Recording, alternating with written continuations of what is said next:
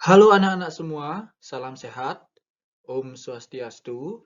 Perkenalkan, nama Bapak Imade Semaranata SPD. Bapak merupakan guru mata pelajaran IPA. Pada kesempatan ini, Bapak akan menyajikan materi mengenai pendidikan karakter.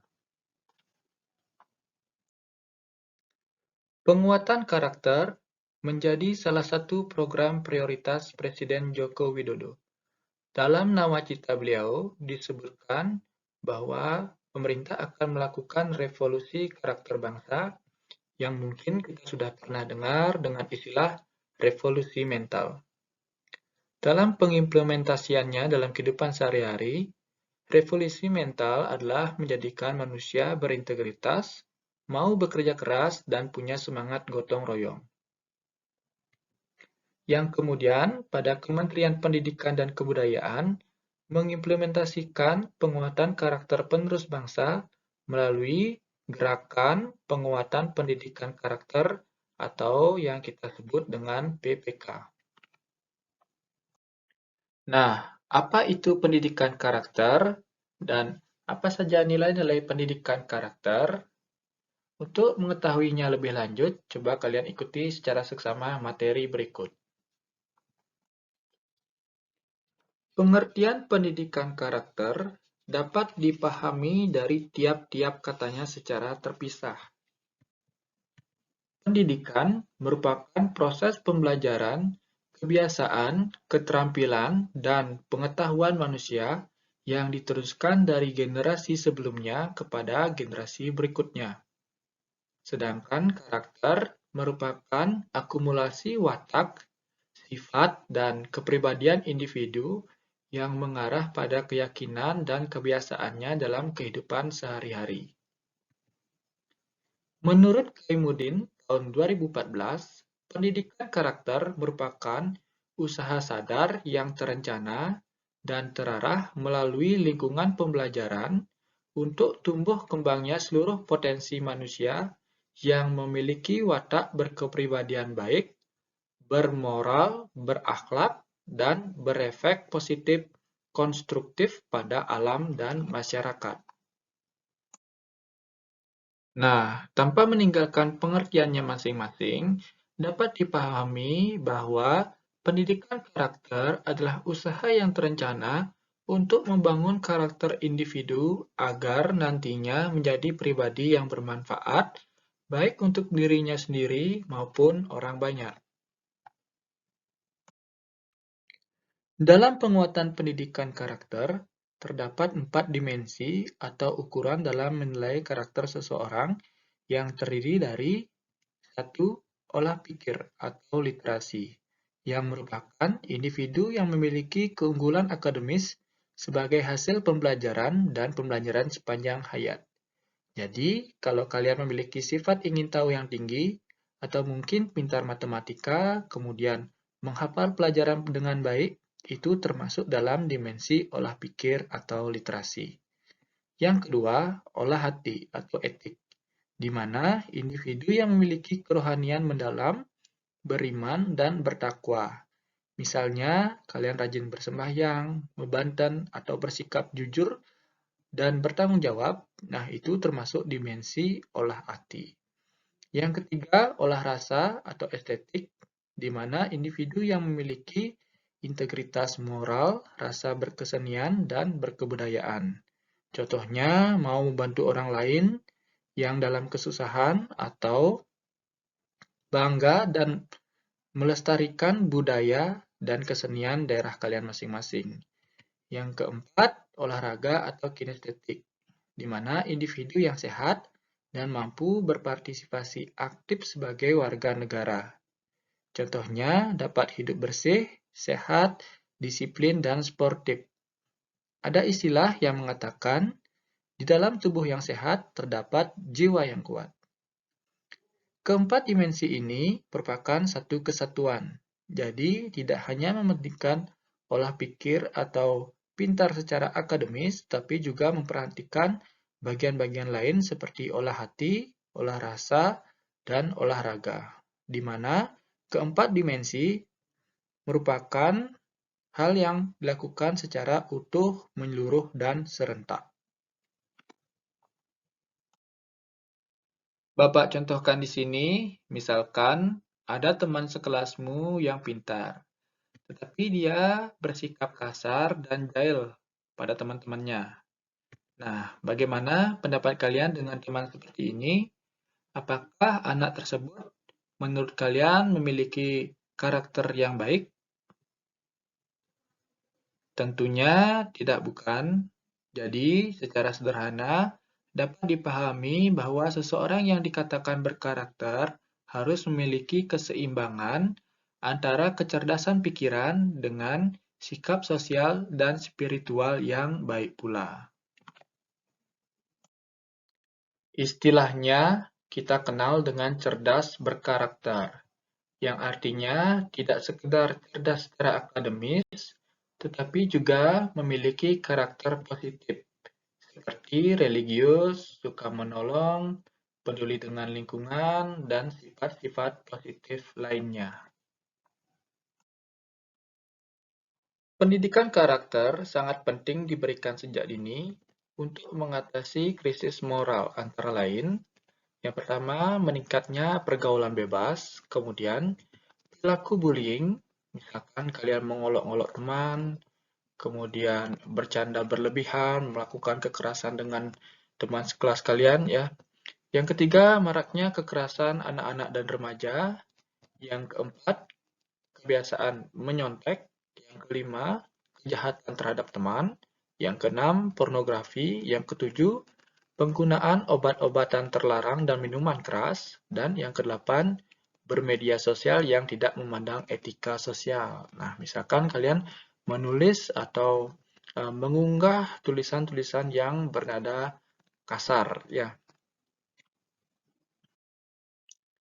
Nah, selanjutnya, fungsi pendidikan karakter.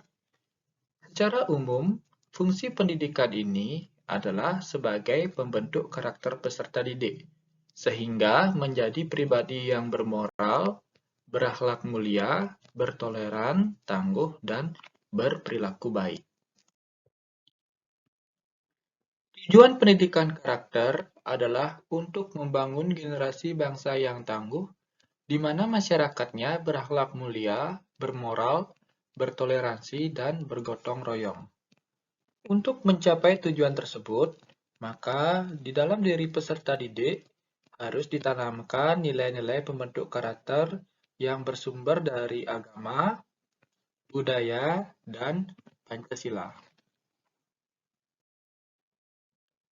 Nilai-nilai pembentuk karakter tersebut adalah yang pertama kejujuran, kedua sikap toleransi, ketiga disiplin, keempat kerja keras, kelima kreatif, keenam kemandirian, ketujuh sikap demokratis, kedelapan rasa ingin tahu, kesembilan semangat kebangsaan, kesepuluh cinta tanah air, kesebelas menghargai prestasi, kedua belas sikap bersahabat, ke-13 cinta damai, ke-14 gemar membaca, ke-15 peduli terhadap lingkungan, ke-16 peduli sosial, ke-17 rasa tanggung jawab, dan yang ke-18 religius.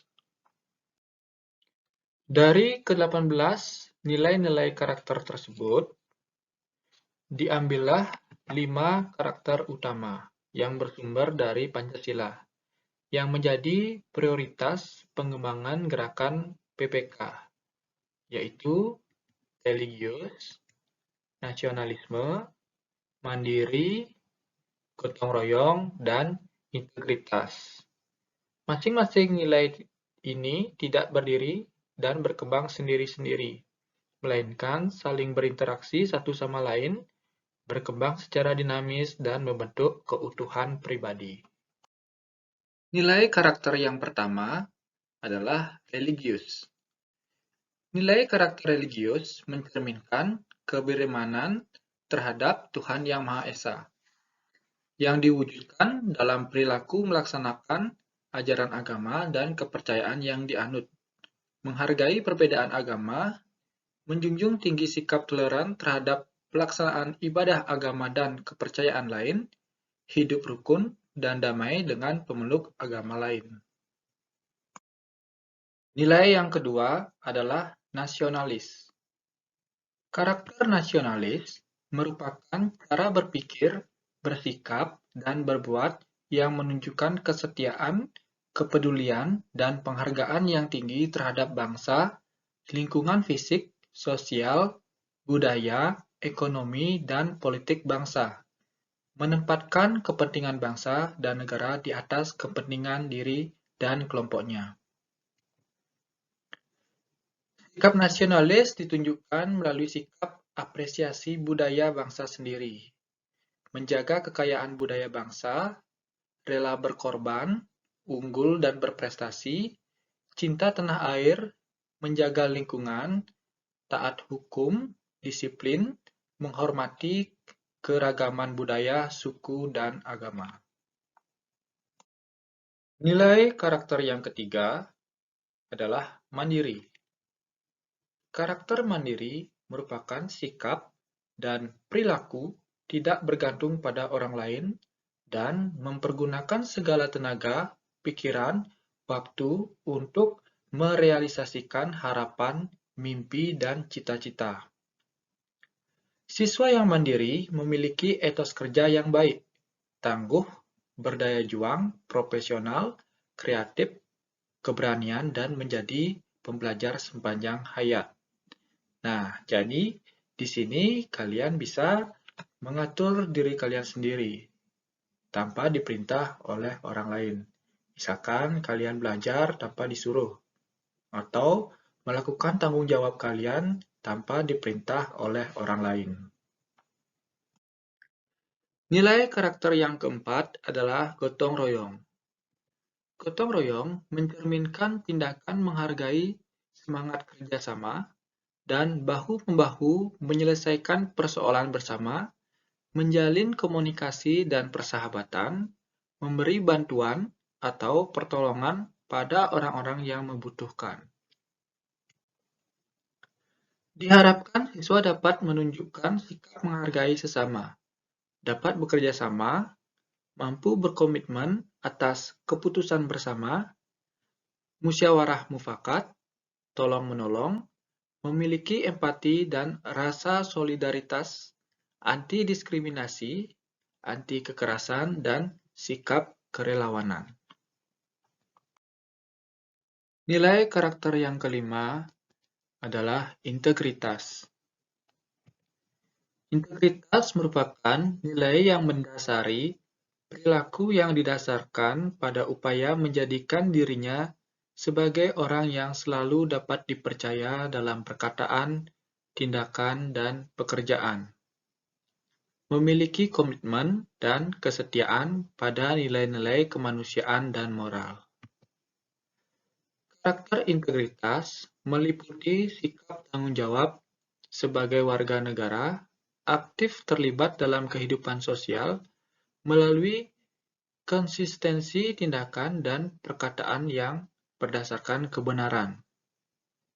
Seseorang yang berintegritas juga menghargai martabat individu, terutama penyandang disabilitas, serta mampu menunjukkan keteladanan.